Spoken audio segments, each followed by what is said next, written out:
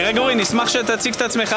אהלן, קוראים לי גרגורי, אני עובד בתור אחראי על מערכת מחשוב בעצם, וגם חלק מהעניין עושה גם תוכניות ללייזר. בוא תספר לי רגע, מה התפקיד של התוכנת ניהול שאתה מנהל? התוכנת ניהול בעצם זה ניהול של רצפת ייצור, שהיא בעצם מנהלת מתהליך מכניסה של חלק בתור נייר, ועד שיוצאת, ממש יוצא חלק פיזי, ובכל אורך הדרך אפשר לדעת בעצם באיפה נמצא החלק ומה התהליך שהוא עובר.